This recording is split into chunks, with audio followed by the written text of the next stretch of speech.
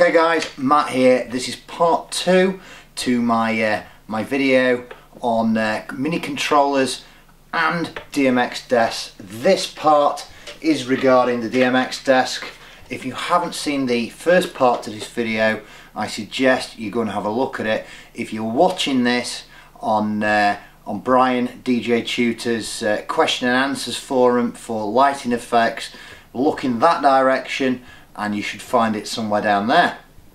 Right, okay, before I show you how this works, I need to just explain how DMX itself works, and I'm going to try and do this in kind of layman's terms. I'm sorry if I'm teaching anybody out there to suck eggs, so to speak, but this video is generally for people that know nothing, like I knew nothing 12 months ago about DMX. Okay, one very simple explanation of how DMX works is, remember at school when you used to make little, what I call flicker books? Hence you used to take a picture in the corner of a book, change it each time, yeah, blah blah blah blah, and then sort of, I don't know if this will work, but when you flick, yeah it doesn't, but when you flick through them all, you get the idea. The little man jumps around, does whatever. Now that's exactly how DMX works. I know it sounds crazy, but if we're looking at each one of these pictures and we call that a scene,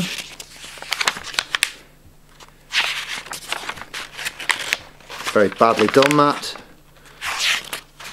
each one of them, if you think about it, is a scene. Now when you string them all together, it creates animation.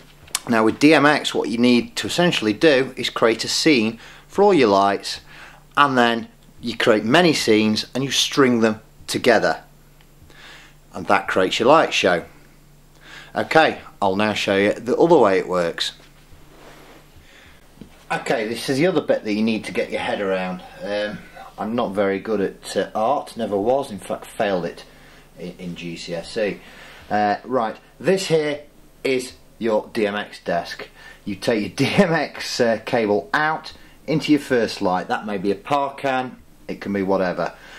You then go out of the output of that light into your next fixture, which might be scanner, out of the output of that one into your next light, which could be a moving head, for example, and so on and so forth. Now what you're thinking is, hang on a minute, it's only one wire and it's going to all these different types of fixtures. How do they know what to do? How do they know if the desk's telling that particular fixture to do something? How do I stop that one going AWOL as well? Right, well, it's the only way I can put this really, it's like when you're tuning in to a radio station on your FM radio. Like I said, there's one wire, it's sending many signals down that wire. Imagine that's your radio there, and you want to listen to radio 1, for example. Therefore you need to tune that radio to pick up that particular signal that's travelling through the air, pick it out from all the other signals, so you can listen to Chris Moyles or what have you. Now say for example on the guy over here, this is my neighbour, right, he wants to listen to radio 2. So he needs to set his radio to listen to Terry Wogan, for example. So he needs to set a different frequency on his radio to pick up that signal. Well, that's kind of the way DMX works. Like I say, there's all different signals going down one wire, but you need to tell each fixture which signal you want it to listen to. Okay, so here's how you wire it in, for starters.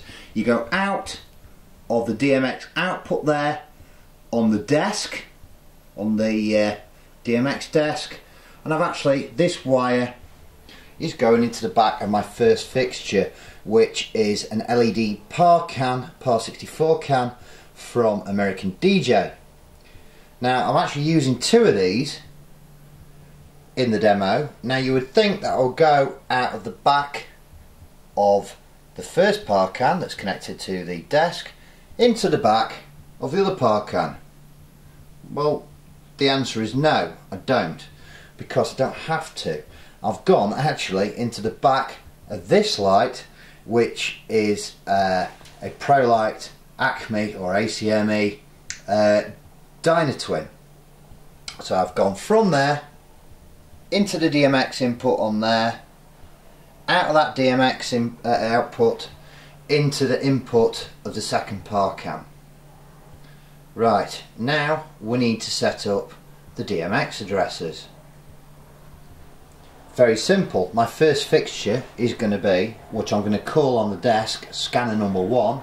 I'll explain that when I settle this up, what scanner number 1 is, but the desk refers to scanners. Scanner is basically your fixture or fixtures linked together, i.e. if you wanted to control 4 or 5 Dynatwins at once and make them all do the same thing, you could call them all scanner number 1.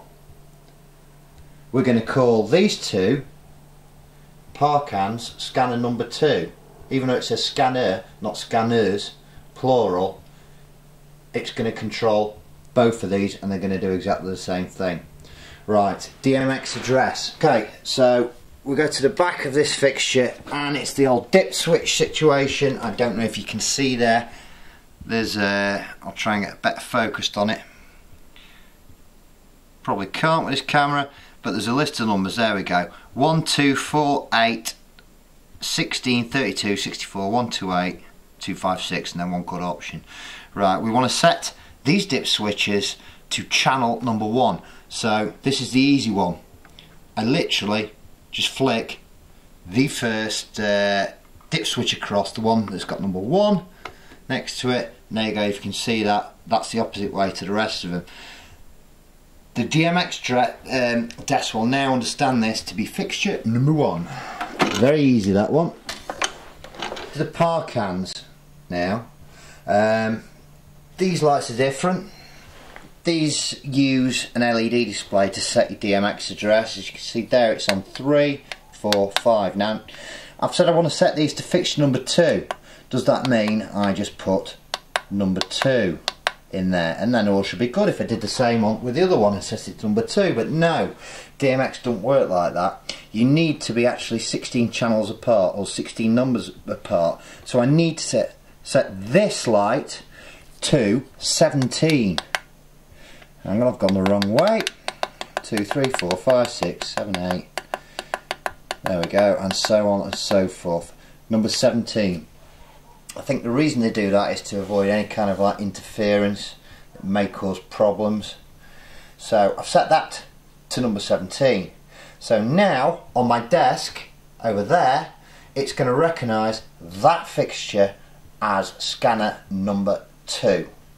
So, but I also want this light over here, the other par cam, to do exactly the same. So all I do is find that again. Whoops, sorry, not easy.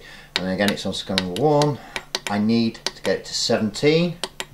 Now I could set this another 16 digits apart, so I could independently control this light, but for this video I want to control both of these lights at the same time on the same scanner setting on the desk, just to make things easier. So I'm going to keep going up, and I've set that one also to 17. So now, like I said, the desk over there sees this light here as scanner number 1 and these two lights as scanner number 2.